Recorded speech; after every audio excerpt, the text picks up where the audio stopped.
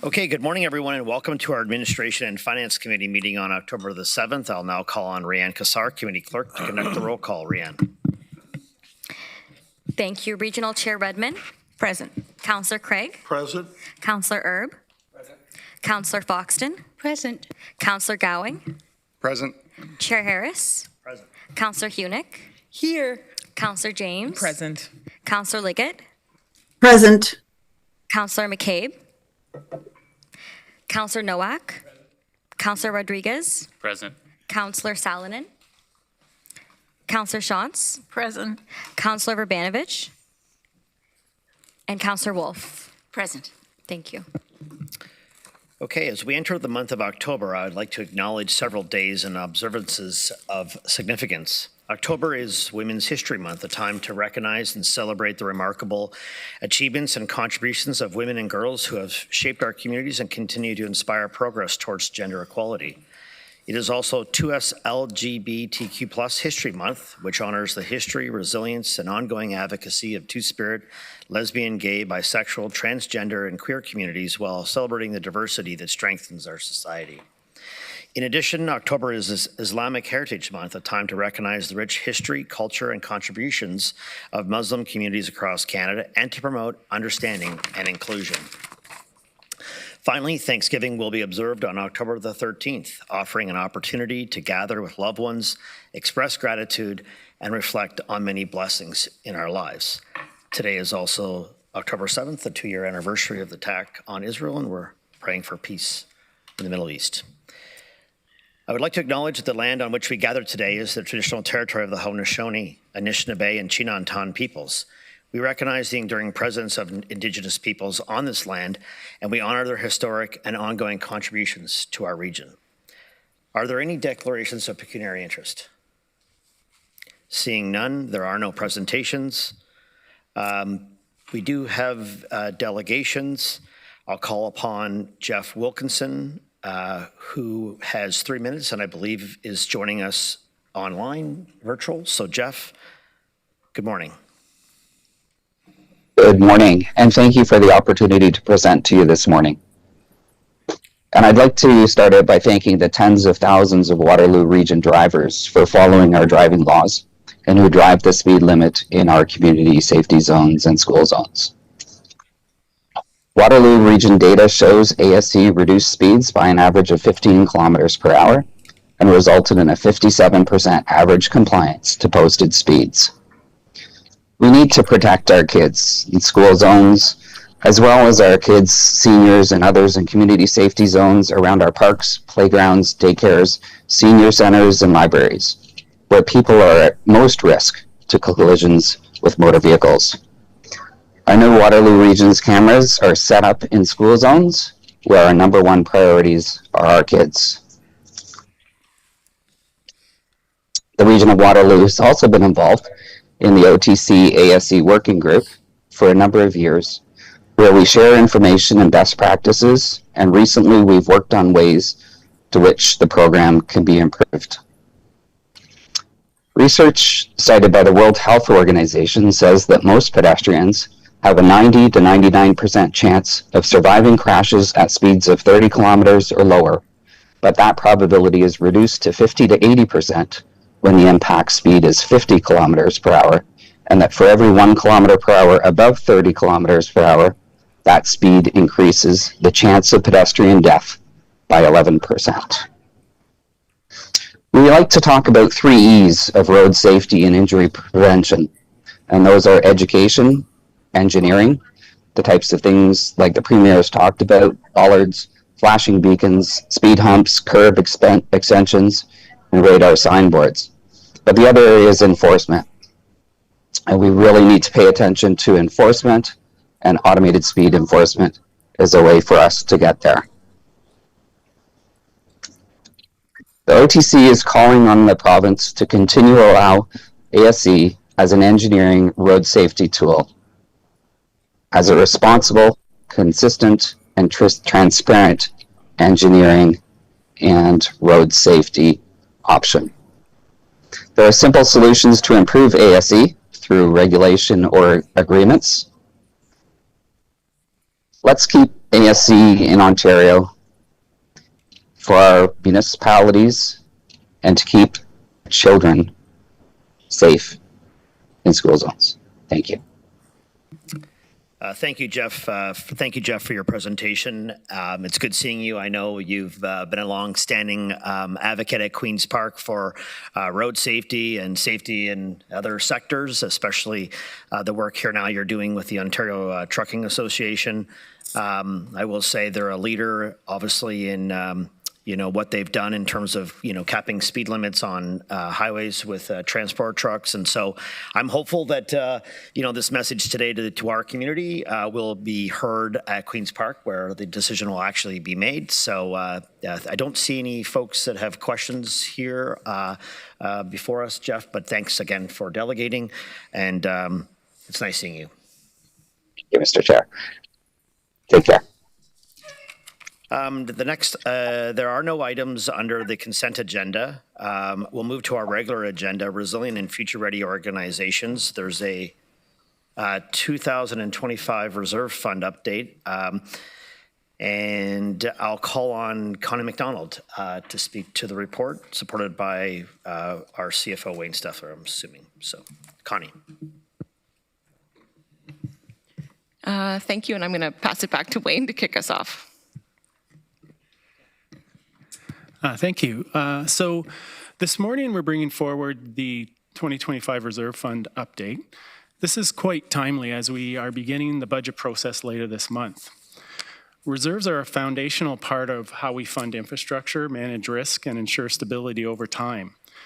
They act as our safety net, whether it's stabilizing tax impacts, funding critical capital renewal, or preparing for future emergencies or opportunities. To walk you through the presentation today, I'm going to turn it over to our Director of Corporate Finance, Nicole Neal. Nicole. Thank you, Wayne, and thank you, Council, for your time today. As Wayne stated, I'm here today to bring forward some general information around reserves and some education as well. In particular, I'm going to focus on a point-in-time check-in on the financial health of our reserves, as we do annually, just to ensure good financial management. So on this slide, you can see reserve is kind of a fancy name for savings. So I thought I'd do a rundown of if we think about regional finances in personal finance terms. We would say budget or operating expenses, that's what we spend every day. That's our personal checking account. We take money in and we spend it on services. So similar to personal side, you take in your paycheck and you spend it on rent and food and all those sorts of things. That's our budget, our operating expenses. Reserves, on the other hand, are our savings account. So how we put aside money for larger purchases. Similar to on the personal side, you might save up throughout the year for a Christmas gift, a car, or maybe over years you're saving for a big trip. So that's kind of a very simplistic breakdown. In the government context, we use these reserve savings in two different ways. The first way we use them is to invest in our services. Expand our roads, keep our buses running, keep our libraries full of material, etc. All of those investments are spelled out in our 10-year capital plan that we bring forward every budget cycle. We also use our reserves as an emergency fund and a contingency. So if there's something that's going on that we need to stabilize our operations real quick, that's why we have those money there. If we have an emergency or a one-time event that's not covered by insurance, that's what those funds are there for. It's a very key critical financial management tool. So reserves help us keep that sustainability and resilience in the face of actions that come over us. So if you slip to slide 3, there's two types of reserves, a little bit more technical, obligatory reserves and discretionary. Obligatory reserves are required by legislation. They have very specific rules for use, how you collect, how you use the funds. At the region, we currently have 11 of those funds, totaling $177 million in savings. 10 of those 11 funds are related to development charges. So we have a separate development charge reserve set aside for each of the different services, roads, water, airport, etc. And then the 11th fund is related to Canadian gas tax funding. Discretionary reserves, on the other hand, are at council's will, so it's established by council for future financing or specific liabilities. The region has 68 of those discretionary reserve funds, with nearly 388 million set aside for various needs. So in total, that's 79 reserve funds with 565 million available as of January 1st of this year. If you go to the next slide. How do we get this money into these funds? So on the discretionary side, there's 4 funding sources. The biggest one by far being contributions from the levy and rates. So in our 2025 budget, we're putting aside $181.5 million to grow our savings this year. We can also get discretionary funds from gifts or bequests that are received for a specific use. If we run a surplus, then we can use that as well into our savings. The region has run small surpluses for the last 20 years, which have been used to fund that stabilization and contingency fund. Investment income also supports inflationary pressure and may add value when the returns are better than inflation. So that's the 4th source. If you flip to the next slide, on the obligatory side, 10 of our 11 funds are controlled by the DC Act, our RDC background study, and our RDC bylaw. So we set the rates, we set what projects, we set what discretionary exemptions council wants to encourage for development, and then we do a gathering of collecting based on the development that happens. I wanted to add an example, if I could, of how that whole process works. So I was gonna start with a transportation example, sorry, Doug. So transportation identified in their last master plan that the growth of the region would benefit from an extension of River Road. And so we costed that project, added it to the 10-year plan. It was then picked up in the 2019 RDC background study. So we said, this is a growth project, we're doing it for growth. That study set a rate, we set a bylaw at that time, and we've been collecting under that since. We currently have saved 117 million in the transportation development charge reserve fund. That's one of our biggest reserve funds that we have setting aside. This one project, River Road, is designated to start in 2026 and has a total cost of 75 million. So 65% of our savings in that reserve are going to that one project slated to start and ready to go. So that's kind of the idea, is we save up till we have the money, then we do the project that we said we'd do with the money. If you flip to the next slide. In the past, the region has taken a very cautious approach to setting aside money in reserves. In 2017, the council approved a policy to achieve pay-as-you-go funding. So that's pay-as-you-go, like we are putting enough money aside to pay for all our own renewals with our own money without having to take on debt. And we have been consistently following through on that policy every year. Since 2017, that's 8 years in a row, we've increased contributions annually with a total impact of over 40 million in increased annual contributions. That's amazing dedication, and council and management should be commended on that and following through on that. That said, even with all that good management and all that progress, we aren't there yet on pay-as-you-go renewals. So as of January 1st, the total reserve set aside for capital usage has 318 million sitting in it. If we take that and compare it to the capital plan that was approved during the 2025 budget, that's 95% of our spend that was approved in 2025. So, and only 25% of what we plan to spend in the next 5 years. I would also say that that doesn't reflect the full size of the issue. As we discussed when we brought forward the asset management plan in June, there's about 83 million a year in shortfall in renewal funding for our 11.3 billion in assets that we need to look at how we want to handle that on a go-forward basis. I also wanted to highlight off this slide contingency. We are sitting at 1.4% of our 1.4% of our operating budget sitting in a contingency reserve. The best practice is 3 to 5%, so we're about half of the low end of best practice. That's an extremely lean central flexibility, and finance is going to be taking under a review over the next year of how we better support this key operational financial sustainability measure. If you go to the next slide, I wanted to say we're on the right path. We've done some great work on overall affordability. We've determined on where we should invest. with the AMP levels of service on renewal. We have this great ideal state of being able to pay for renewals as we go.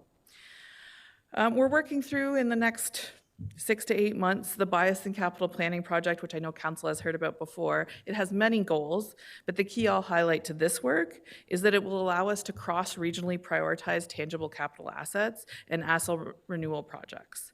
The current expectation is that'll be in front of council mid-next year. The goal is that those items all kind of come together before the 27 capital plan comes forward, so we can propose to council an overall infrastructure financing approach to go forward. So that's the goal by mid-next year. So that would help council have a way to assess reserve by reserve if we're at a healthy balance and where there are any gaps or potential overfunding. So it'll give you more control and oversight. If you flip to the next slide. Nope, that's the end. Adequate reserve funds are critical for financial resilience and infrastructure stability. Council's done some great work with pay-as-you-go over the last 8 years. We want to keep that momentum going while also expanding the lens that we're using on overall affordability. And the key focus will remain, as it always has, supporting the region's strategic growth, closing gaps to comparable municipalities, and transitioning towards even more robust asset management practices. Thank you for your time.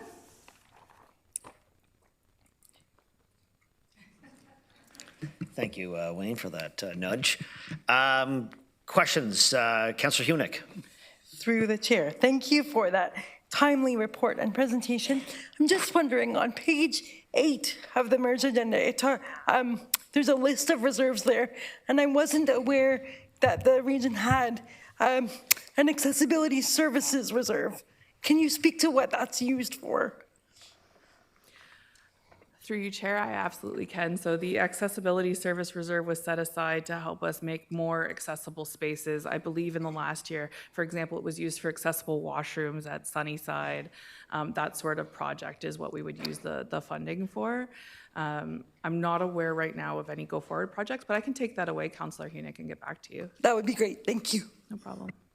Councillor Gowing. Thank you for this.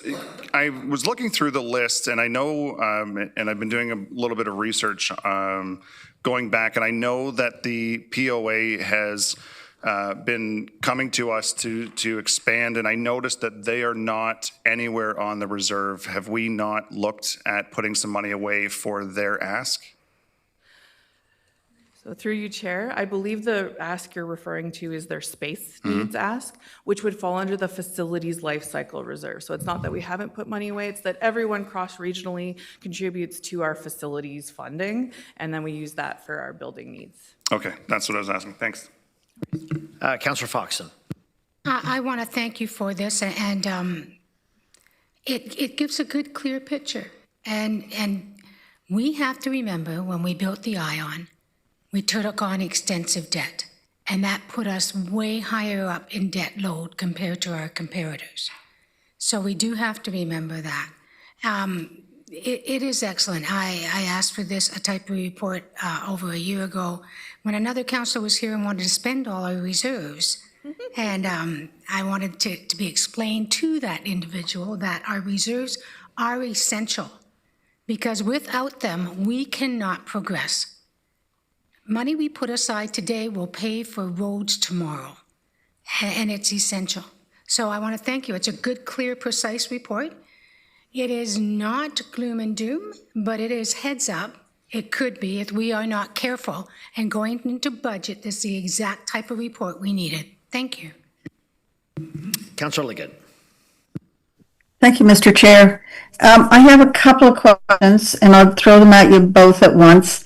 You had said that we are low in our reserve funds. I think you said it should be at 3 to 5%.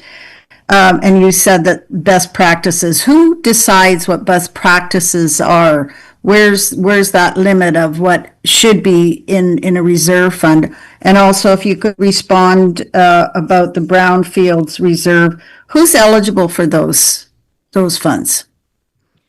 Just so we can put that out there. Thanks. Thank you, and through you, Chair. So your first question was around the contingency levels and why do we think 3 to 5% is the best practice? So I would say that that is a kind of an industry-wide standard. We've done some research as to other similar size municipalities and similar size budgets. The idea is we want to make sure we have the right amount of flexibility and the right amount of emergency funding setting aside. So it was researched, and I'm happy to bring back and share research when we come with the recommendation next year as to what we should set aside. I can fully support that level that we want to set that way. So I think that that's a great question, and we can bring back more information when we come back with our reserve recommendations next year. Your second question around brownfields. So brownfield TIGs have a set-aside reserve fund. Those are for ones that are already granted, approved by council. We then start saving for the correct time that we'll have to pay out that money. So the question you asked is who's eligible for those. So that's related to when developers are working on certain plots of land that have certain contamination, they can apply in through this program to help with the cleanup efforts.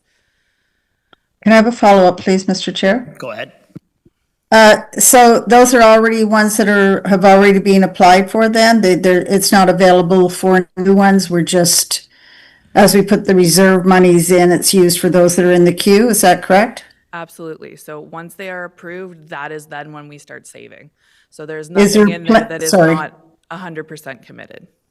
Is there a plan to add to the list of people? Or is this an end date for the applications have already finished and there's no more going to be added? Okay, through you, Chair. Rod, do you want to add on to that? Yeah, sure, go ahead. Yeah. Through you, Chair Harris. At the present time, we have a queue of, I think it's about 11 properties that are interested or ready to submit applications to this program. However, on January 1st, the region became ineligible to participate in the CIP, the community improvement plans for brownfields that are the domain of the area municipalities. And so we have not entertained new applications since January 1st. We're waiting for further direction from the province on that situation. Okay, thank you. Councillor McCabe. Thank you. Thank you for the report and the presentation. My internet's a little glitchy, so I may need to go off camera if it gets a bit glitchy. But so my questions are around the infrastructure, the reserves for the capital reserves for infrastructure. I heard you in the report. It says that we're short already $83 million annually to on the infrastructure gap, like for repairing and replacing assets.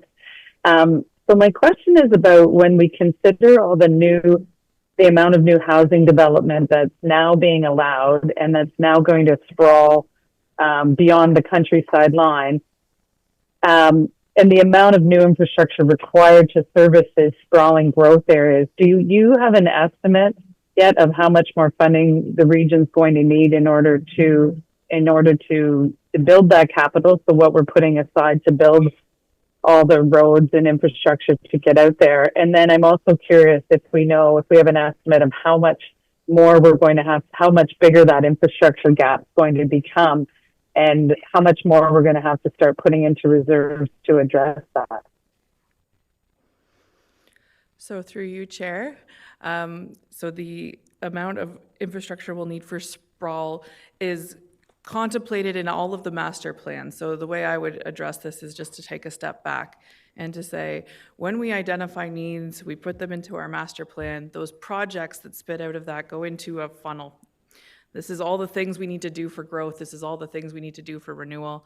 And then we fund them as fast as we can at the bottom of the funnel with debt, with reserves, with our property tax levy.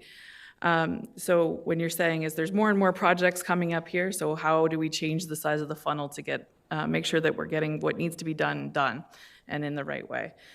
So there's a couple of ways we're doing that. One is most definitely by doing the work through the asset management plan and the levels of service work that we had council do a great job on this spring, approving all of those. So what we're trying to do now is to say, now that we know what level of service we want to do for our renewals, what is the path that gets us there? Because that is the most monetarily efficient way to keep our assets in good repair. So what we're doing are starting to consider, and you will see this when the 26 plan comes forward, is we're trying to consider how do we get to a place where we're on that level of service trajectory. So between where we are now and getting there, is it we need a couple of years of putting Band-Aids and then we're in a good place and we can start with the renewals? That's what the team is working on now, is how do we get to that great work that Jennifer Rose's team had done around asset management planning. How do we get to that point and keep investing at a rate that makes sense for us? And that coming all together, like I said earlier, with the asset management plan, with this new view, we're on a path to have something by mid next year around how are we going to close that gap and make sure that it doesn't continue to grow and we can keep our assets in a state of good repair. So I think the overall conclusion is we're working on it. We're very well aware of the problem. Thank you. Yeah, I mean, it is a big challenge. And I mean, I think it's fair to say, and you don't have to respond to this, but I think it's fair to say that some of the development that's happening in some municipalities is the most expensive type of growth, like with the way that some housing developments are being planned. But my other question is just around the Bill 17 impact. I think it said that you will have a better idea in 2026, was it, for approximately how much more the region is going to have to pay now in interest payments?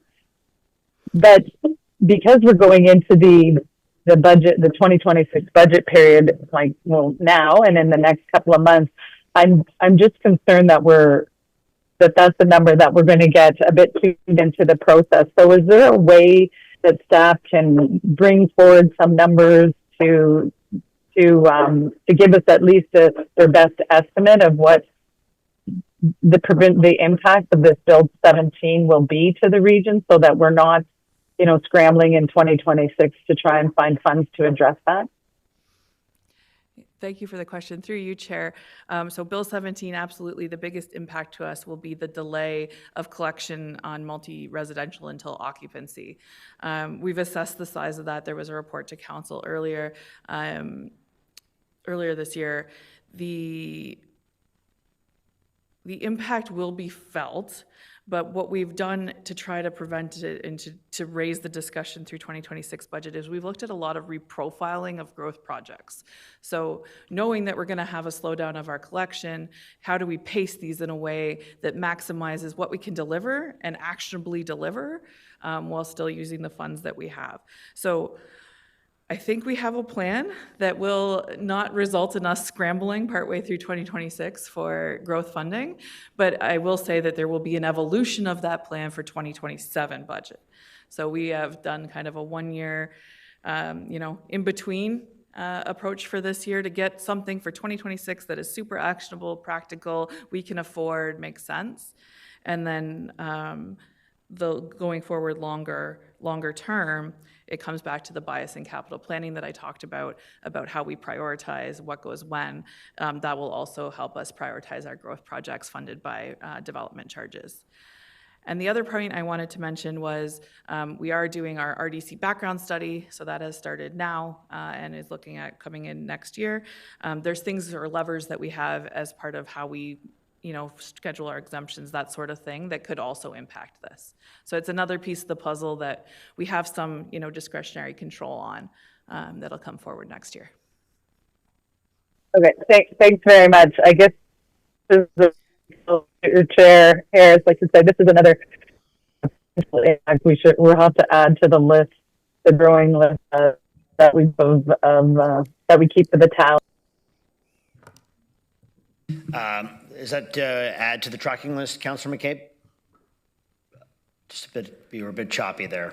Oh, no, sorry, I meant, how we're tracking how much the impact from the provincial like downloading basically is, how much it's costing the region. I just mean this is another number that we should add to that tally, because as she was just explaining, like the delay in our ability to collect development charges is going to increase the amount of interest payments, which is not a negligible impact. I'm seeing a lot of nodding of heads, so I think the message is very clear. Thank you. Councillor Craig. Well, thank you, Mr. Chair. And again, just to follow up in a more general way in terms of finances, cost to the regional municipality. If we look at Toronto as an example, and I'm going off on a bit of a tangent, so be patient with me. My wife is patient with me usually. But anyways, if we look at Toronto and the uploading that has taken place there with subways and the Don Valley, look at Ottawa now asking the province to upload, I believe, their LRT system. Is there any talk among staff here about the uploading of the ION to the province and the possible savings that could go with that?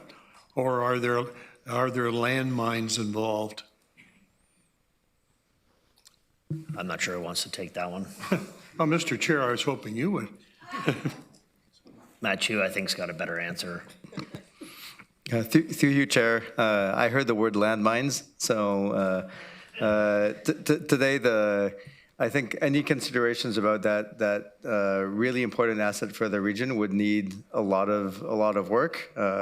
So we're not today. That's not something that we're putting on the table right now. So it's a lot of work, but is it a possibility? Is it a thought for the future? Through you, Chair, and maybe given the interface with the Cambridge extension, that can come when we, I would say, at a stage when we talk about the extension, and we're always in council's hands. So if that's something that at some point we need to study, we can look at it. But yeah. All right, thank you, sir. Councillor Salonen. Thank you, through you, Chair. Thank you for your presentation. I just had a few questions about the actual reserve listing, in particular, the housing revolving loan reserve. Is that like a revolving loan that we have and we're just counting it as a reserve? Just wondering why on earth the word loan would be in a reserve.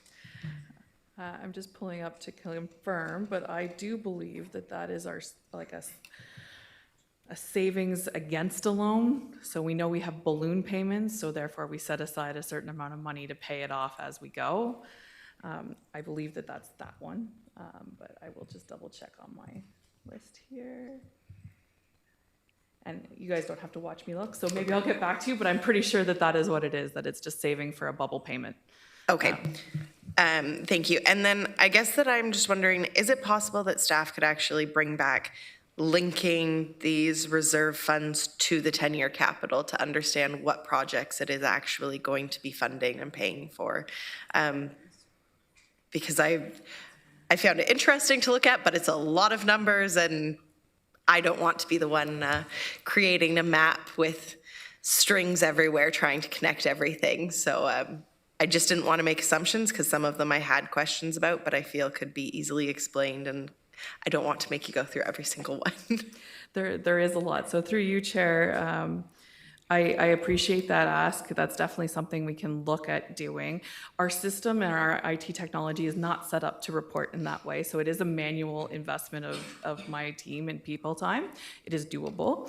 What I would like to recommend is that as part of our infrastructure financing ask that we bring forward next year, one of the things I'm looking at doing or considering right now is collapsing some of these reserves together to make them more straightforward, setting lower and upper limits to each of them, and getting more specific about kind of the usage, so that you would be able to answer that question you just asked on this listing instead of by combining multiple documents and making a string diagram. So it is definitely something we're going towards, we'd love to do. I can do an attempt at doing it for 2025, 2026 for you as part of budget. But I think the longer term ask here is looking at our infrastructure financing as a whole and getting you more guidance on usage, top and bottom limits, where are we healthy, where are we not, and making it more apparent that way. Okay, thank you. Yes, I guess I was looking for this upcoming budget process, kind of as we get each capital ask paper, that it then, in the finance part, has associated what reserve that would be coming from if we follow with the pay-as-you-go plan that you were referring. And I guess I'm also looking for a bigger picture, as we know we have billion-dollar asks coming down the pipeline. I know you said a lot of these decisions are next year, but I think a lot of the foundation for them are now, knowing that we have the hospital coming, the LRT expansion. Frankly, we just can't finance everything that we plan to do, so we're going to need to start hacking through that list of what we can and can't do. But thank you. Just through the chair, I just wanted to mention that within the capital budget book, you will see the various reserves. When you go through and look at the expenditures, you will see which reserves the funds is pulling through. What Nicole is referring to is we're working on to really enhance that, to really get a clear connection of it. But you can see that at the bottom of each page, you'll see which reserves are funding the capital projects within various areas. Thank you, and I do understand that. More so my point is, when you have over 200 pages worth of asks, different ones associated to different reserves, it's pretty hard to know, okay, is there actually enough money to total all of those up in there? So I'm just kind of asking, like, we're taking this much from this reserve and X amount is already assigned to somewhere else, kind of thing. I think kind of going also to Councillor Foxton's point of that we already have these reserves assigned for something. I'm just looking for that accountability as an easy, quick reference. Yeah, and through the chair, that's how we plan it out. We look through the reserves and we ensure there's enough funding there. So yeah, we can take that away and see what we can do to make that a little more clear as we get into this budget process. Excuse me, Councillor Foxton. Thank you, and through the chair. And so I have a couple of questions. One is, I believe last meeting I asked where the funding from ION was going to come from. I thought I heard that we were looking for 90% of costs from the province. So that's correct, thank you. So we're looking at 90% to pay for ION 2. I'd also like to remind council that if our 10-year capital forecast is $7.1 billion, correct? $7.1 billion. And you already see that our reserves are only at 1.4, which we should be between 3 and 5%. So we have to do the hard work and the hard lifting next, folks. I don't want us to lose perspective of that. In one of the reports that's coming up later, or I'm not sure if it was in this one, Wayne, where we, in our comparative groups, we're the slowest growing municipality. That was in the Moody report. It stated we are the slowest growing, and constantly in reports I hear constantly being said, we're the fastest. We have dropped down from the fastest growing to the slowest growing in our comparatives. I think we have to be aware of that as well. Thank you. I know Wayne will want to chime in on that one. Through the chair, so for the LRT funding, in the 2025 budget, we did have a significant amount planned for debt to fund some of that project. You're going to see us reprofile that a little bit in this 2026 program, where we're going to be asking for the funding. Our plan is to ask government for that funding because just of the scope of that debt is challenging for us to take on. And then your next question was on the growth at the region. I think that was more referring to the pace of our reserve levels, and that they need to grow in tandem with our growth. I'm not recalling that part, but maybe Nicole can help me if she recalls.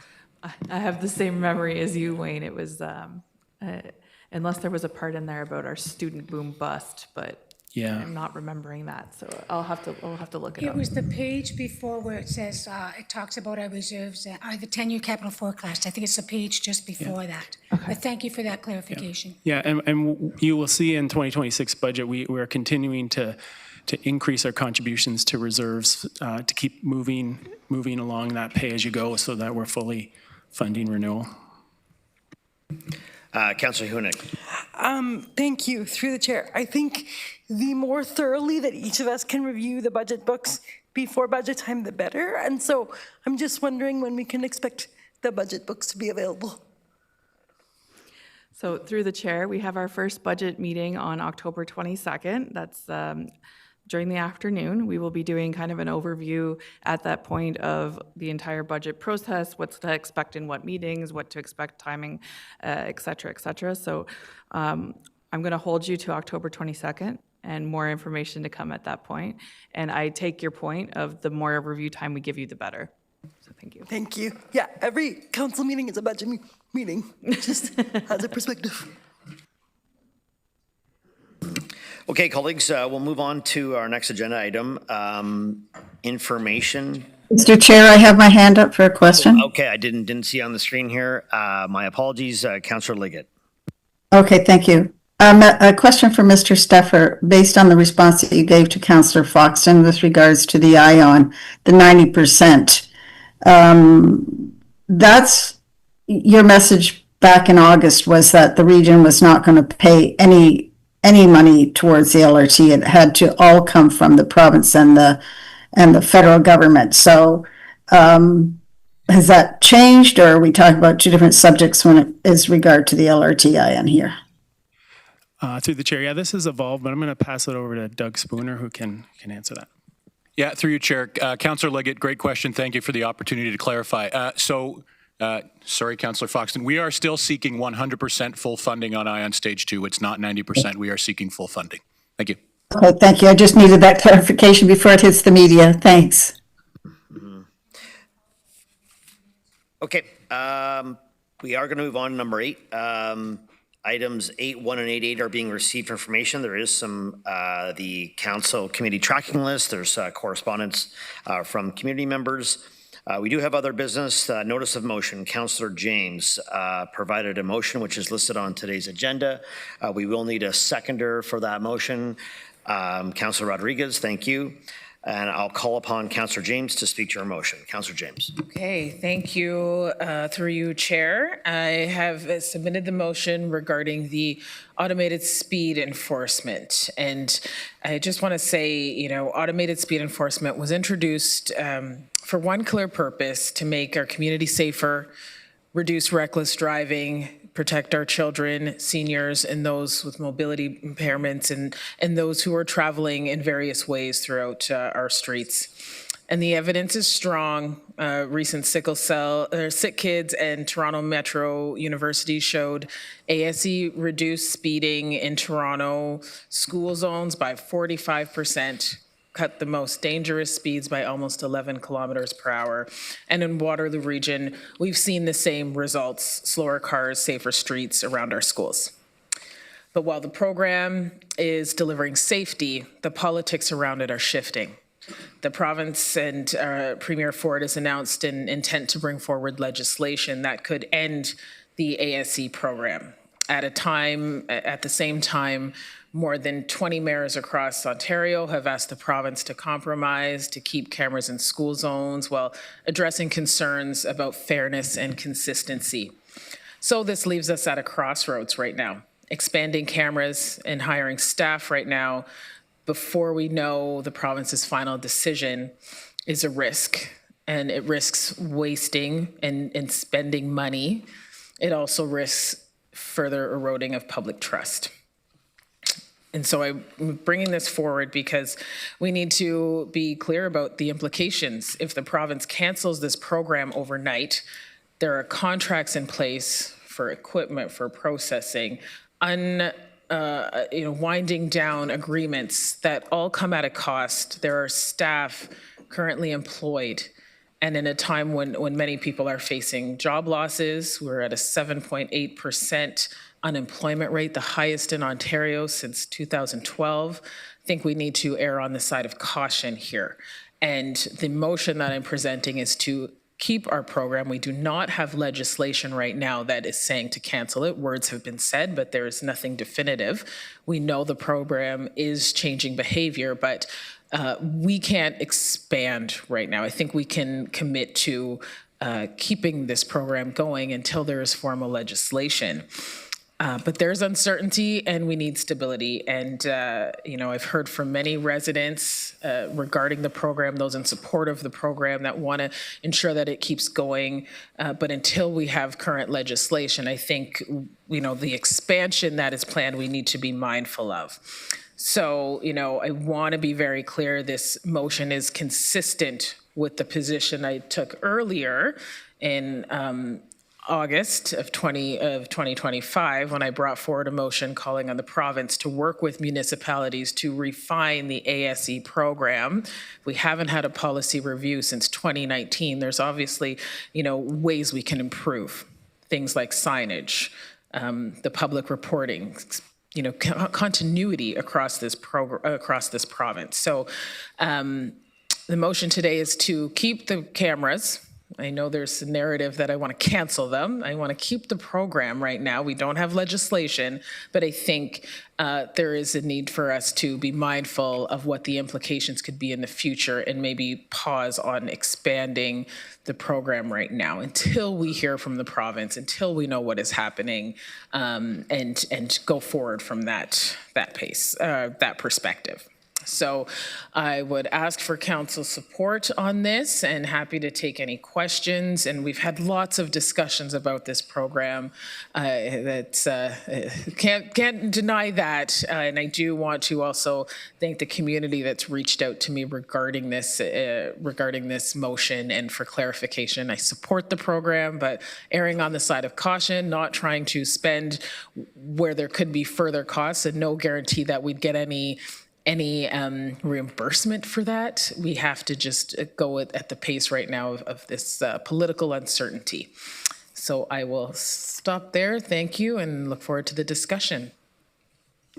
Okay, we have a bunch of folks in the queue. We'll go through the list. We do have a robust agenda for the remainder of the day. Get everybody's comments in and see where this goes. Councillor Rodriguez. Thank you, Chair. And thank you, Councillor James, for bringing this forward.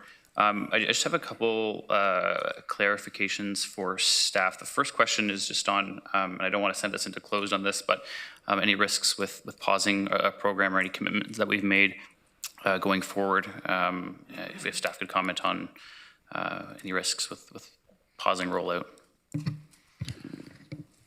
Through you, Chair. Councillor, thank you for the question. I don't see any risks in this motion related to the program. We could effectively implement what is in this motion and wouldn't suffer financial penalties as a result. Thank you.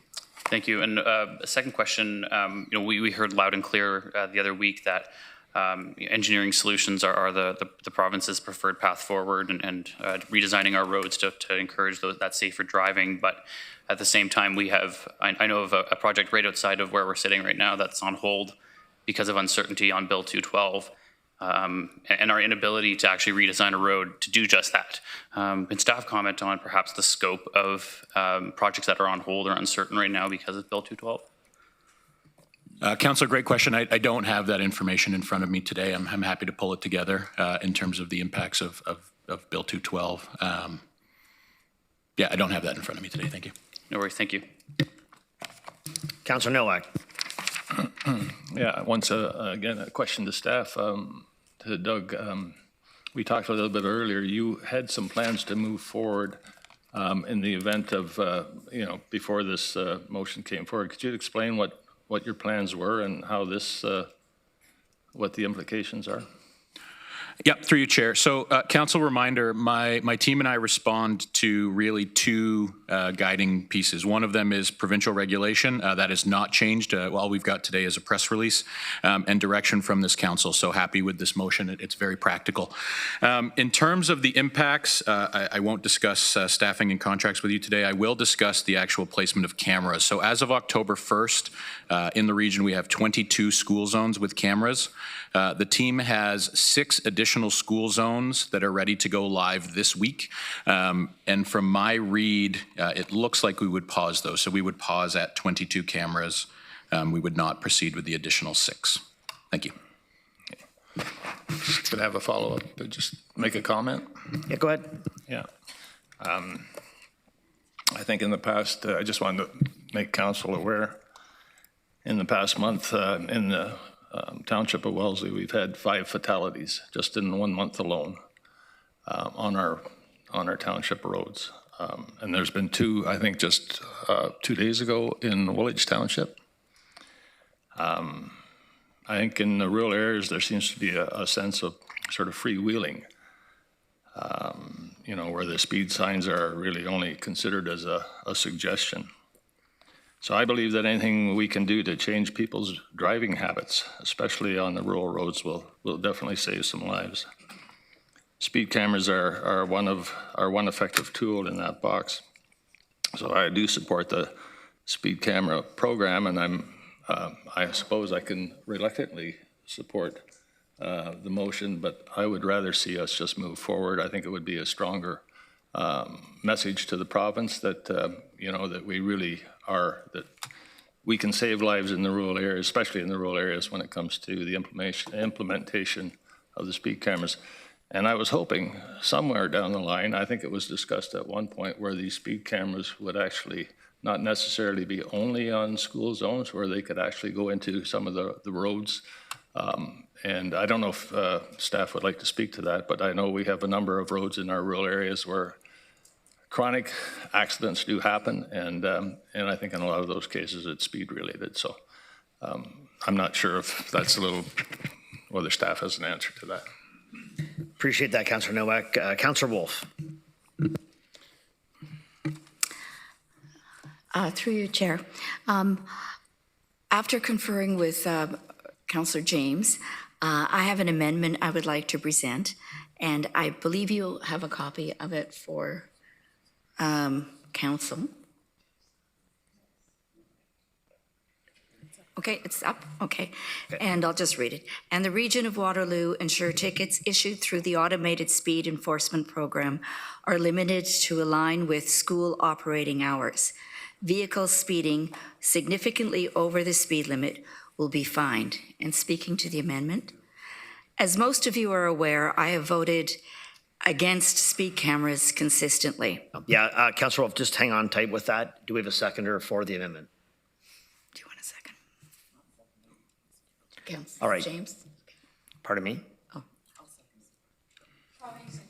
Okay, we have a seconder, so carry on. Okay. As most of you are aware, I voted against speed cameras consistently.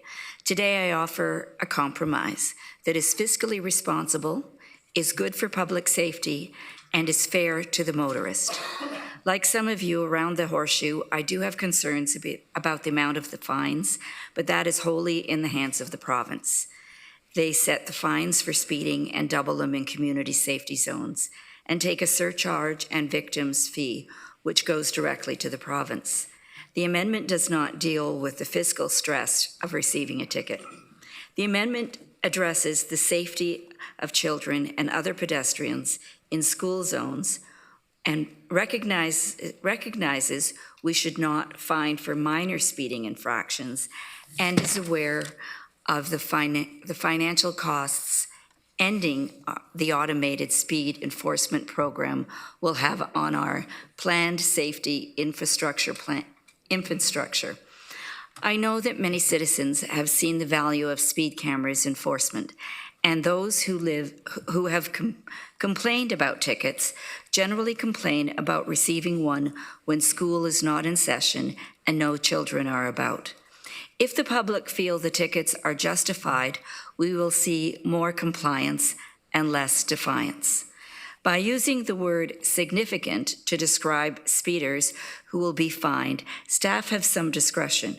During school operating hours, minor infractions may be dismissed, similar to what we have come to expect with a police officer stop, but stunt driving at all hours of the day would be eligible for a fine.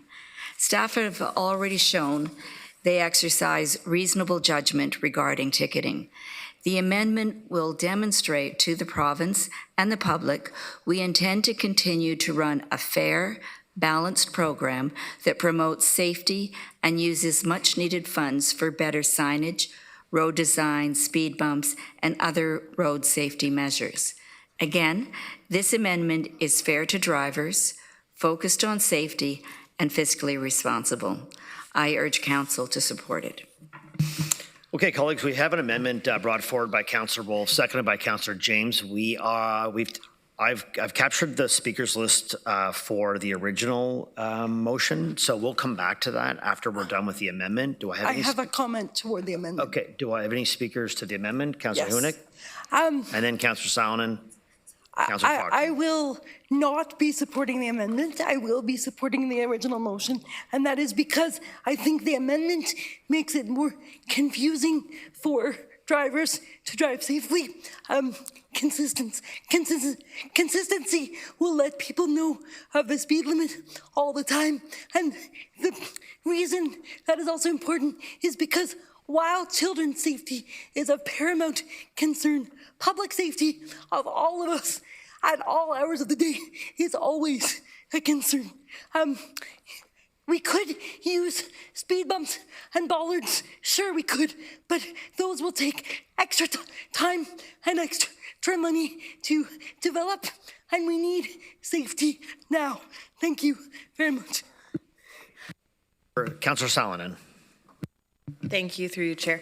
Thank you, Pam, for bringing forward your amendment. Although I appreciate you're trying to find a compromise for the program and seeing this as an opportunity, I struggle with the fact that the underlying assumption then questions why we have speed cameras. Is it for school times or is it for behavioral change long-term?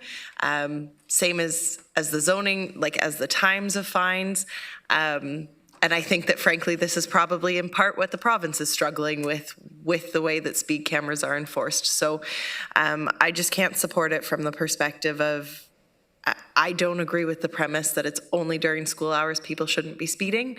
I still struggle with the speed camera program as a whole, but a lot of that is due to provincial regulation on where we can and can't have them, because I would agree with Mayor Nowak that there are rural roads where we see deaths occur that we don't have an ability to put speed cameras on because of provincial regulation. So I won't be supporting the amendment, still undecided on the motion. Councillor Salonen, thank you. Councillor Foxen. Thank you, and through you, Chair. And just to tag on to also Councillor Nowak's comments, there was 4 serious injuries in my township just a couple of days ago, as we know. I sort of can support Councillor Wolf's motion if it says, if we define the school hours, because it's not.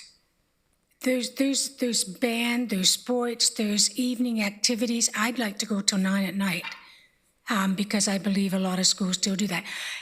Cameras in the school zones were put there for the school children. That was the first thing we ever did. Speeding is a problem all the way across the board. I agree with you, Councillor Salonen, but our original ones were for children going to and from school and for their activities. So I would suggest that we actually put a time frame to Councillor Wolf's amendment. Okay, thanks. Councillor McCabe.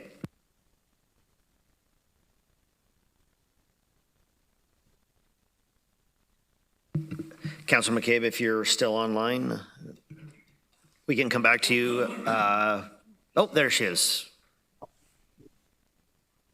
Yeah, just maybe go on mute.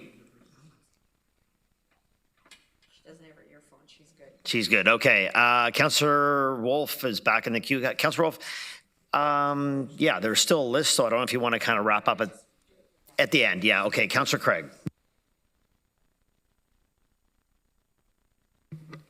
Well, thank you, Mr. Chair.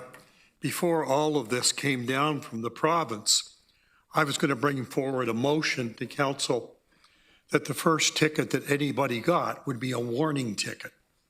And that would sort of alert people to the routes they're taking every day, that in fact they're speeding and they shouldn't be doing that. But that's for a later time, if in fact we get permission to use the speed cameras, and if in fact we're going to make further amendments. I don't think the further amendments today is the time. I don't disagree with Councillor Wolf in the direction she's going, but I don't think this is the proper time. The public right now has heard from the Premier saying, we're not going to have speed cameras anymore. You're not going to be fined. And they believe that to a great extent. And that's my concern about how we're proceeding. I had suggested we stop everything. I don't have the votes around the table. I know that. So I will support the councillor's recommendation that's on the floor. But I think the real issue here is not speed cameras. The real issue is the province interfering in local democracy. That's the real issue we don't talk about. And that's happened on many occasions in the past. We have a premier who's governing for votes, not for what's best for the communities. And that I really disagree with. So I'll support the original motion. I hope Councillor Wolf is still my friend, and I'll move on from that, even though I can't support her amendment at this time. I'd imagine so. You come from the same community. Councillor Erb, on the amendment. On the amendment, well, first to Councillor Wolf, I'm glad there's been a partial conversion on the road to Damascus about these speed cameras, that you're prepared to support them now. I can't support the amendment because speeding is okay after school is out, but not while it's there. And I think we're setting two standards. We're making it too confusing for the public. And so for that reason and a variety of other reasons that I think we have to try and keep this thing as clear as possible. Unfortunately, I'm not going to support it. Councillor Liggett. Thank you again, Mr. Chair. I cannot support the amendment. I think it makes a mess of everything that we're trying to do here today in the original motion or going forward with this. I think that, I know that schools go past even the 9 o'clock. They rent their spaces out till 10:30. So it can't be during school hours because I know the amendment says operating hours, but every school is different and it's different every day of the year on when that's done. So I think it's just too complicated. I'm not going to support the amendment, and I'm not going to support the motion, but I do want to speak to that when time comes. Thank you. Okay, Councillor Wolf, if you want to wrap up on your amendment, and then we'll ask our colleagues to vote on that, and then return to the main motion. Councillor Wolf. Through you, Mr. Chair, I do think that the public expects us to make some change. As Councillor Craig has said, many expect us to actually stop ticketing after hearing from Premier Ford. To me, the fact that when I get complaints, they generally state that they feel the ticket is unfair because it was not given during school hours. I would be fine with stating hours if we wanted, but I would state the hours perhaps 7 to 7. And I think that people, if they get a ticket and they feel it was reasonable, they comply, all right? I think right now, the reason we have heard from Premier Ford is he has seen that it was unpopular with many people. And basically, that's how he makes his decisions. So in terms of compromise, I realize that we have seen some good effects from the speed cameras in terms of reducing speed in certain areas. But we also have to realize that we've got 22 cameras. So it's not like everybody and the rest of the city in front of other schools are going nuts because they don't have a speed camera, all right? So I think that by putting it down to operating hours or 7 to 7, we're saying to the public, yes, we've heard your complaints, we've heard the Premier, and we're willing to make some change. And I'm hoping that if we do this, and we're saying basically what we are doing, which is we don't give tickets for slight overages. We have been being sensible with our ticketing process, but the public doesn't know that. So I think what we want to do is say to the public and to the province, look, we can operate a well-run system that respects, the purpose of what we, said we were going to do, which was to try to make school zones safe for children, basically during school. So that's why I have the amendment. And I, again, urge you to support it. Okay, I'll let Councillor James quickly go, and then we're going to go to the vote. Thank you, through you, Chair. I don't disagree that there can be streamlining around this program. Back in August, when council supported the motion I put forward to advocate to the province to refine this, I think a lot of what we're discussing here has to come from the province. And I think in terms of this amendment, I don't disagree with the amendment, but I think it is a call for the province to make to provide some continuity across the municipalities that choose to use this program. Clearly, there is a lot that is being said, a lot of uncertainty for residents. We're hearing from residents, but also there's an economic input to this too. So we'll have the vote, I guess, Chair Harris on this, and then the main motion. Yeah, we'll ask clerk staff to toss that up. We'll vote on the amendment as proposed by Councillor Wolf, seconded by Councillor James. Colleagues, vote. This is correct, the amendment. Then we're going to go back to the original speakers list.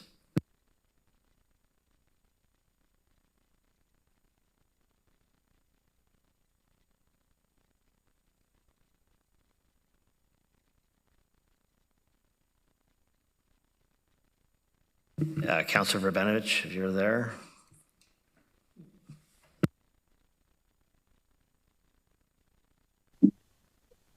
Chair Harris, can I just confirm that my vote went through? Oh, sorry, Yeah, there it is. Yeah, Okay. yeah, it did, and that was defeated. Colleagues, we're going to go back to the original motion speakers list. I know that many of you have had an opportunity to speak to the amendment while also speaking to the main motion. So I'll ask that we resurrect that list. I believe, Councillor Hewenick, you were at the top of that list. So My comments have been made. Thank you, Chair. Okay, great. Councillor Gowing. Thank you, Chair. This all stemmed from when the province decided to step in, as it was said, on municipal issues. One of the things that I want to talk about is I am going to support this because fiscally, for us, it makes sense. And again, it's probably a broken record, but finance is my thing. But we really need to be cautious on what we're doing. The other issue that we're having, because of this, we haven't been transparent with how we are doing things in the province. And Brampton just brought out their motion and passed unanimously on the outline of their program and how it works. You can find that online. They have it posted everywhere. So I'm not going to go through the whole thing, but they show what their thresholds are. They talk about thresholds. They talk about that. And from what I understand is this what they have come up with is mirroring us. The problem is we haven't really communicated it very well with the community on how we're running the program. I get the hesitance of it, but if we want this program to continue, I think we need to look at transparency on how we're running. We don't have to give specific details on how we're doing things and what we're doing things on, but we really need to look at transparency. And I think a lot of the issues come from that is no one knows what we're doing and how we're doing it and the timings and things like that. On the fiscal side of things, if this program is canceled, I want everybody to understand this. If this program is canceled, we are currently taxing the speeders or the infractors to pay for road safety. If this program is canceled, that is going to the major public because the province has already said they are going to funnel funds to each city and municipality for road safety initiatives. That is coming from the broader taxpayer instead of the people that we are trying to slow down on our roads. I'm going to say that again. We are taxing the speeders and the infractors, not the general public that are actually following the rules. If this is gone, the general public that are following the rules are the ones that are on the hook for the bill for this. I just want to make that clear. Thanks. I'm going to go back to the original list. It is up. Councillor Shantz. Thank you, and thank you, Councillor Gowing, for making that point. That was on my list as well, because I think there is some confusion out there as to who's paying for this program, and basically it is self-funded. But I do have a question for staff in that regard. The motion is saying stay with the 22, don't go forward with the additional 6. Would there be additional costs that haven't been incurred to go ahead with those 6? Through you, Chair, Councillor, thank you for the question. So we do have some capital costs on those cameras. We've done some initial installation work. We may, depending on how far we are in, have some leasing costs. So as we'll have to turn those cameras off. Those costs will be minimal compared to the overall program. So there will be costs, but. So if we were to go ahead with the 6, there would be minimal additional costs that if we have to wrap it up would be incurred. Yeah, through you, Chair, for clarity. So yeah, those 6 cameras are ready to go this week. We could have them on this week. And then, yeah, we'd be into our usual kind of cost recovery piece. Okay, thank you. I support the intent of your motion. I'm still pondering going ahead with the 6, especially in light of the comments from Mr. Spooner. Thanks. Okay, Councillor Salonen. Thank you, through you, Chair. Although I have concerns about the speed camera program from a fiscal perspective and the uncertainty, I will be supporting it. I just wanted to vocalize that. Great. Councillor Liggett. Thank you, Mr. Chair. I'm not supporting the motion, and we have cameras that were ready to go in Cambridge, and one of them is, just to back up a little bit, I'm a very big proponent of speed cameras, especially around any community safety zones and schools. We had, prior to me being mayor, we had 2 children hit at Central School. We have one of the schools that's ready to go currently is Manchester on Dundas Street. That's where everybody's coming up Highway 8 to the Delta, and people are going 100 clicks there. Since the signs went up that the camera's coming, I've noticed people are starting to slow down, and I'm not the only one going 40 in that area anymore. So that makes me feel good about the fact that those kids could be safe there. I want to see the ones that are ready to go forward. We have a few of them in Cambridge, and those are in very dangerous areas. Also, when I look at the area of Saginaw, we have 5, and I don't think that's on the list. Looking at that list currently, I don't see that. But we have 5 schools on Saginaw, between Catholic schools and public schools. And that is an area where we're constantly getting speeders, and they don't care about stop signs. They go through the stop signs, by the way. I think that this sends the wrong message. It's premature. We don't know what the province is going to do, and I'm positive that they are already out there doing public surveys through one of their polling companies. And I think you're going to see the premier back off here at OBCM, which we have coming up, which Mayor McCabe, and I'm calling her Mayor because she's going to be attending that as Mayor, and Mayor Verbanovich and I that's going to be part of our discussion, I'm positive. And I think that we will see the premier backing off on this because the greater part, the majority of the population is pro speed cameras. And the only ones who aren't for it are those who either don't understand it or the ones who think that they should be able to break the law no matter what. I think we need to stay the course. We need to show that our original decisions, we still stand by those. And this motion is very premature. Councillor Craig. Well, thank you, Mr. Chairman. I'm going to amend some of my comments. It would appear now, and I agree with Councillor Liggett, it's not governance by votes for votes, it's governance by surveys.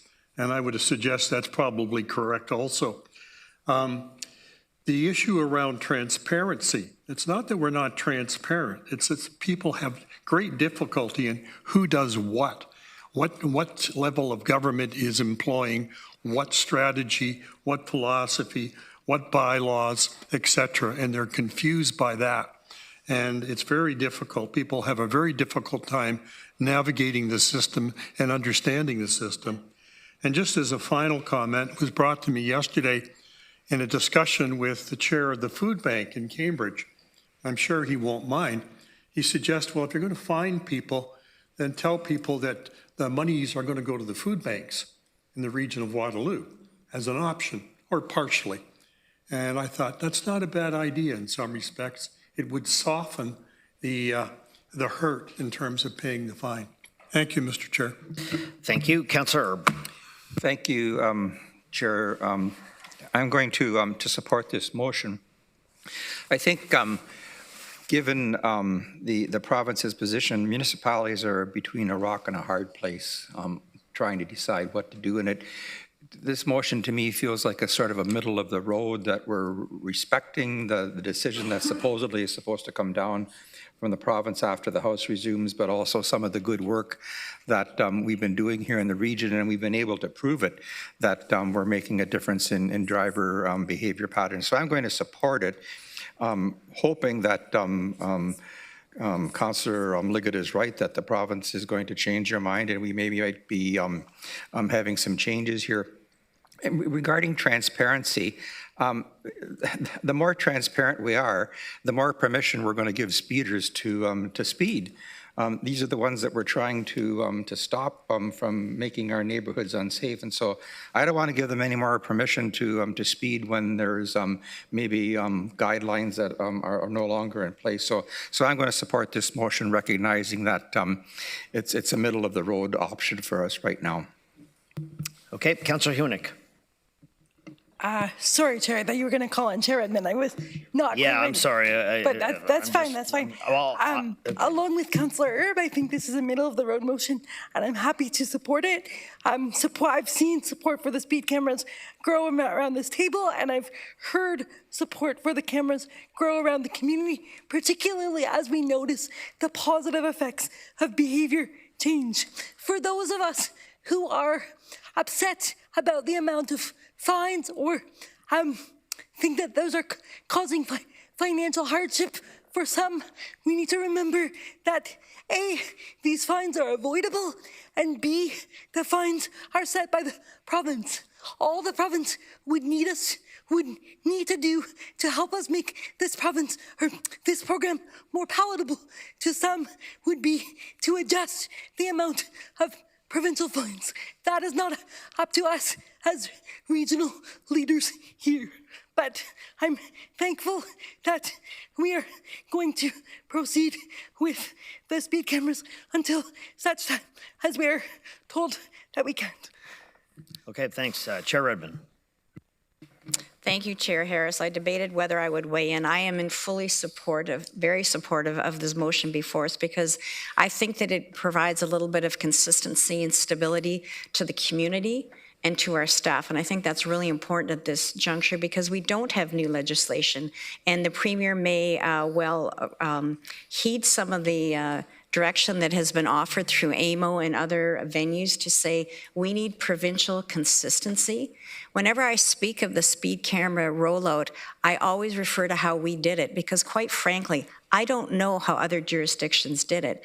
When you talk about transparency, the speed cameras are all listed on our website. Anybody interested could go and see where the speed cameras are. So I would suggest that the province needs to provide some consistency, some rules, how we engage with whoever we're getting our cameras from, and also that it can be an opt-in, so that municipalities who want to opt in can use speed cameras, and those who wish not to can choose not to, because I would have to tell you, whether it's at Marco or AMO, not everybody speaks with the same voice, and this can be a very divisive program. So I think, and I guess I'm just going to respond to Councillor Craig's, I don't think this should be treated as found money, as meritorious as some of those asks are for food banks. This should be about road safety. That's what we've always talked about, improving road safety on regional roads because that's where these cameras go at the moment. So I'm very supportive of this. And again, I think it's a holding pattern until we find out where the Premier lands on this. Second round, Councillor Liggett. Thank you again, Mr. Chair. Mr. Spooner, can you tell me, you said 6 cameras were ready to go live this week? Is that correct? Through you, Chair, yes, correct. Okay, so which ones in Cambridge are on hold now because of this potential of this motion? Through you, Chair, Councillor, I'll run you through all 6. So in Cambridge for this round is Manchester Public School, as you rightly noted. There is 1 in Woolwich at Clearview Mennonite School, and then there are 4 in Kitchener, Cortland, Bridgeport, Chicopee Hills, and Eastwood. Those are the ones in slate for this round.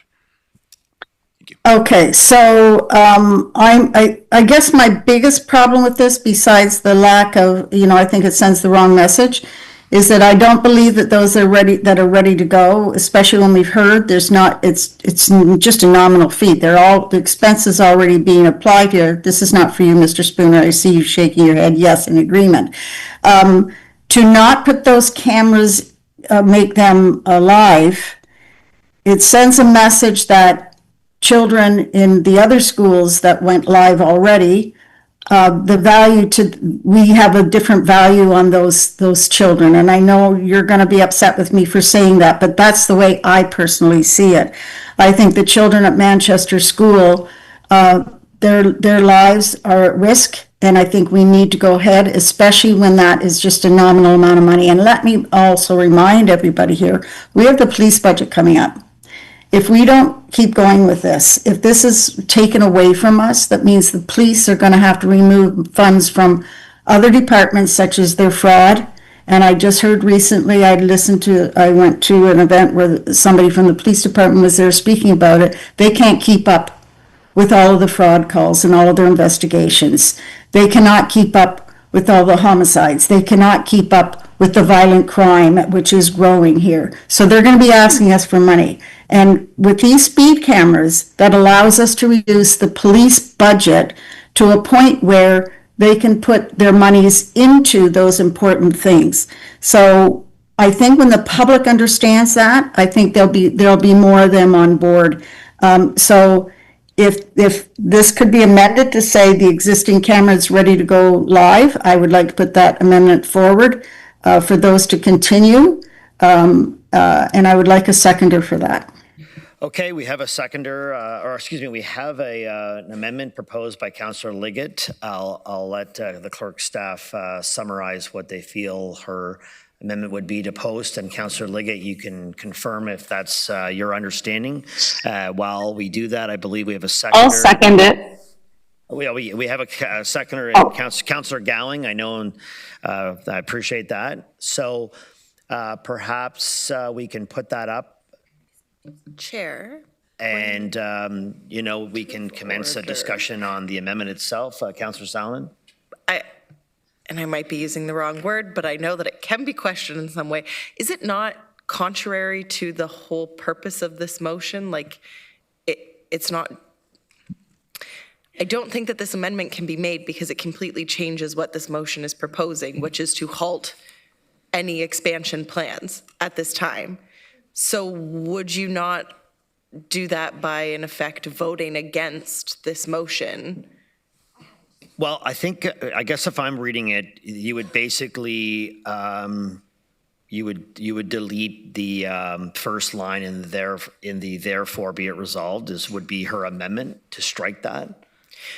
No, I understand what you're saying, but I'm saying that, and granted, I'm not the one who brought forward the motion, so I don't know if Councillor James has a different perspective, but I see it as completely changing the motion on the floor because then it's still continuing with expansion plans versus immediately stopping any expansion plans.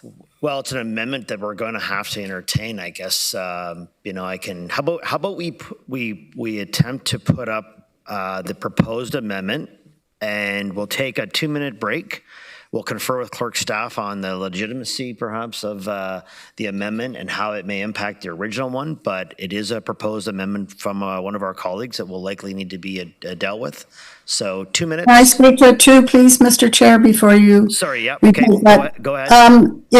So it doesn't stop it would stop the planned expansion of installing more cameras. These cameras are already installed.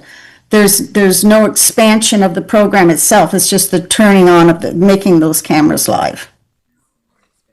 Okay, so maybe if you don't mind, Mr. Spooner, can you clarify for council as it pertains to these 6, like, when we talk about expand, like, are they there sitting to be flicked on, ready to go?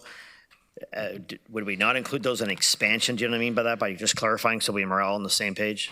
Yeah, through you, Chair, as I'm frantically trying to come up with the motion with clerks. Again, reminder, so we have 22 school zones active as of October 1st. Those are active, those are in place. In terms of the 6 that are ready, we are ready to turn on those 6 this week. They've had coming soon signs. We've got the mailers out. People know they're coming. And I think the amendment would just say, end at 28 school zones. So what we have planned, ready to be implemented now this week, and then I'll stop from there. So basically, we could change that first whereas line just to put in that number at 28 and that. Yeah, halt any further previously planned expansions at 28 school zones, and then. Yeah. I mean, I guess it's just for further clarity. Can I? Go ahead, Councilor James, your original motion. So the intention when I say, further planned expansions is the putting up of the cameras. Already staff we've invested in those cameras that are currently there. So that is, when I say expansion, the expansion is we're not going to put up and put any infrastructure into the community at this point in time. That's clear? Okay.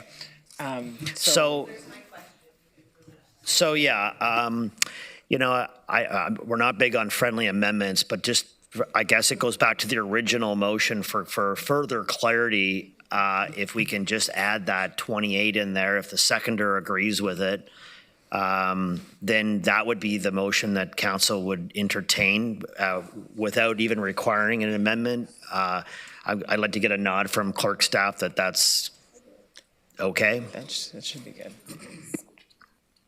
Tim, do you want to speak to this? So, Chair Harris, I think if you have unanimous consent to amend that portion of the motion from the committee, then that would be appropriate. I believe we have some wording that we could put up as to what that would be. But yeah, if there's unanimous consent to that, otherwise. I would believe you. So I'll suggest offer you unanimous move on a second consent because I know it's a delicate issue. Do we have? I guess would there be any opposition to unanimous consent? Say so now. You're opposed? Object. Okay, so then now we have to. So we're going to bring forward the amendment. Please, that Councillor Liggett has proposed. It has been seconded already, and we're going to allow discussion on that amendment if it's even required. So how about I go ahead and read it, that the region halt any further previously planned expansion at 28 school zones of the automated speed enforcement program until details of the pending legislation are made available, and that the 6 slated cameras continue to be installed. They're already installed, supposedly, are they not? Like, do we need to even add that line? Just delete that line, the last one altogether. I think you achieve. Councillor Liggett, do we achieve your intentions by just using that first paragraph? Okay. Any discussion on this amendment? Yes, Councillor Hunick? Thank you, Chair. I think this makes good fiscal sense. The cameras have already been paid for. Why we would not do this? Like, there's no justification in my understanding at all.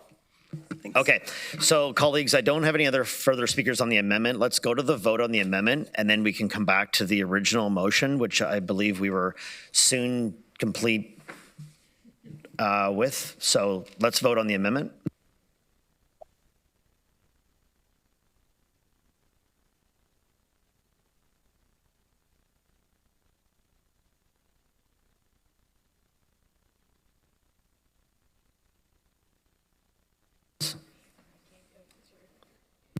Councillor Chance in favor. Okay, that carries, everybody. We're going to put up that speakers list that we had. I think, Councillor Gowing, you want to chime in? Go ahead. Yeah, thanks, Chair, through you. So the transparency part to my comment was about the province and coming out with legislation on how we are to do this. So I just wanted to clarify it wasn't from us, it was from the province itself. I also think that we should endorse Brampton's motion to the province. Again, I know we've sent multiple comments to the province, because if it's in fact a survey kind of thing, the premier would be able to understand that this is a program that most municipalities want.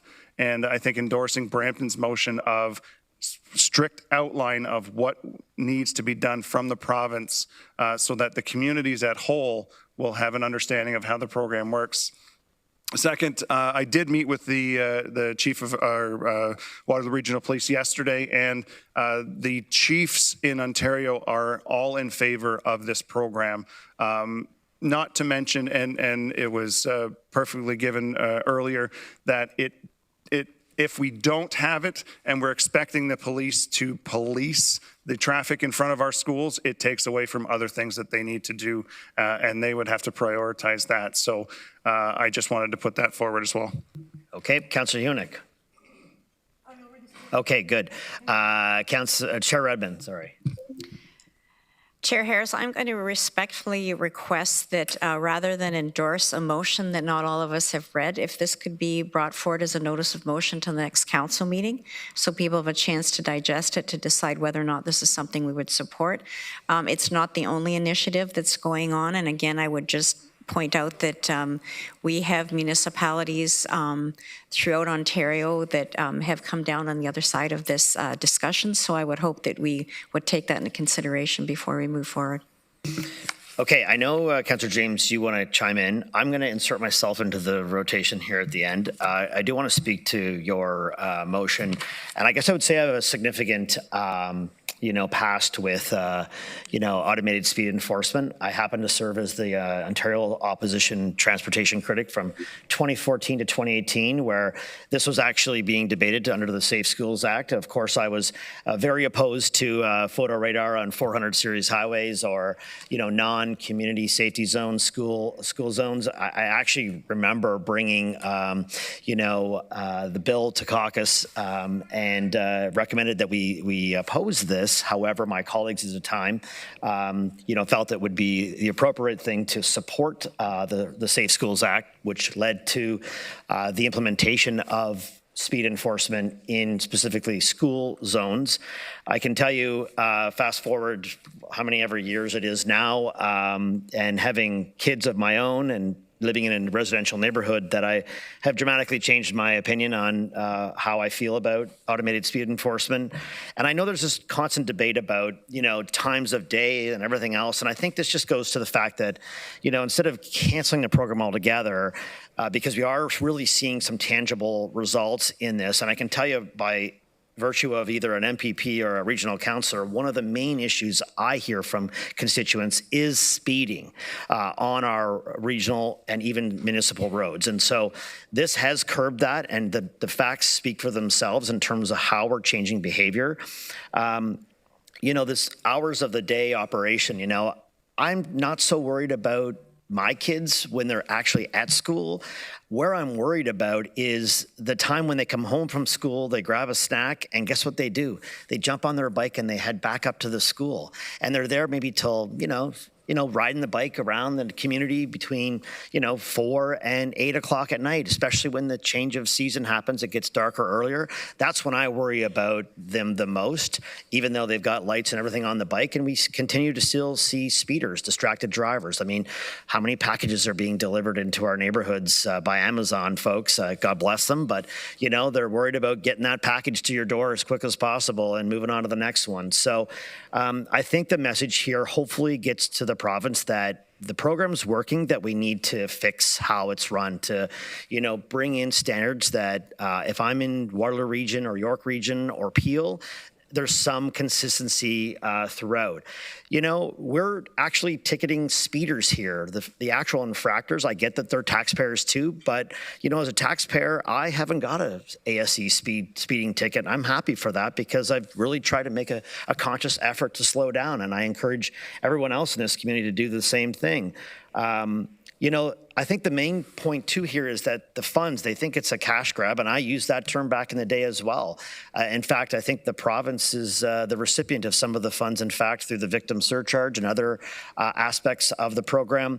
But our here regional revenue from the ASC actually is going to be reinvested into road safety measures, and is not going to general revenues. And I know that is a you know, aspect out there in the community that they think we're just profiting from, and it's a revenue generator and a cash grab by the municipality. It's actually going to improve road safety.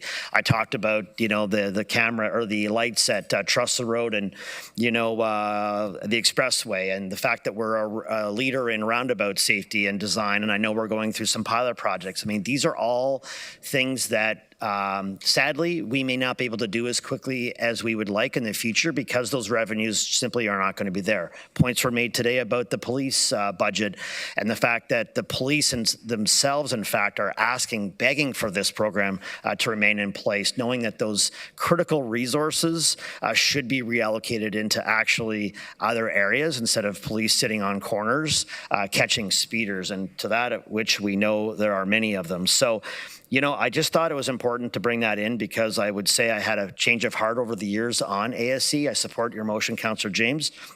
I'm hopeful that my former colleagues who supported this Safe Schools Act back in the day, you know what, have a second look at this.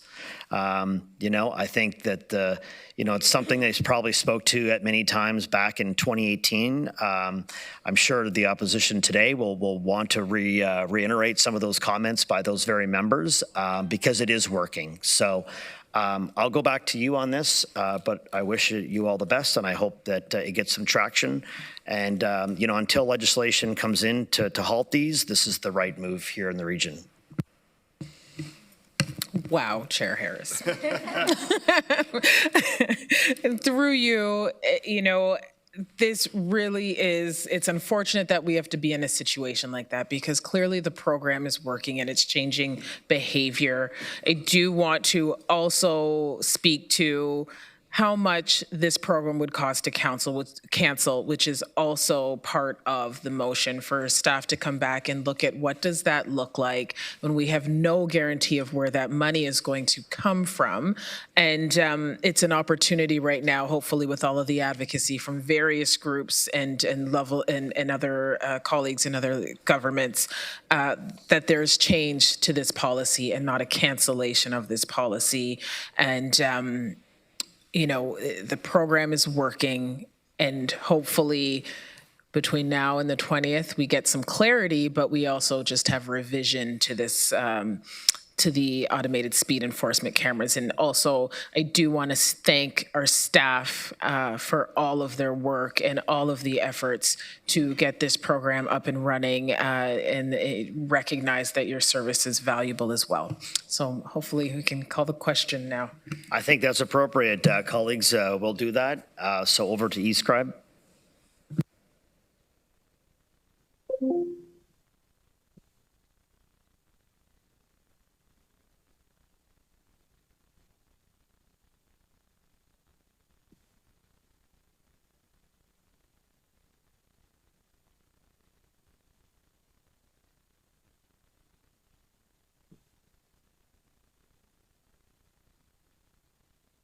Okay, and that is carried, colleagues. Thank you.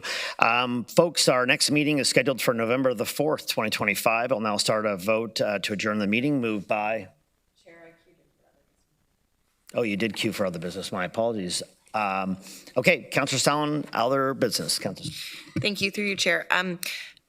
This is speed camera adjacent. I was wondering if staff could bring back information on the ticketing to our next meeting in regards to the Canada Post strike, in terms of if the strike goes on for a long time, in theory, legislation could be proposed that we could be sending out delayed tickets quite late and potentially the program is canceled. Just wondering if staff could bring back some kind of preliminary findings and information for council on that. Go ahead, Mr. Spinner. Yeah, through you, Chair. So this is this round of Canada Post strike is not the first round we've been through. So we do have a contingency plan where we shift over to courier delivery, so we're able to do that. But happy to bring back a report on what that would look like in a continued basis. And we have to issue the ticket within a time period, as you know. So thank you.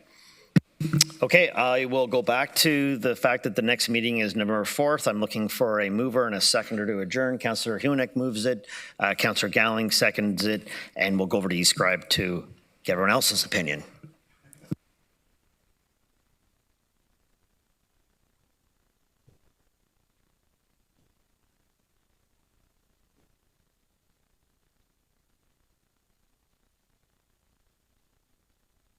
That's carried. We'll take a break, and my colleague, Mr. Erb, will be up next. Sorry. Oh, special counsel. Sorry.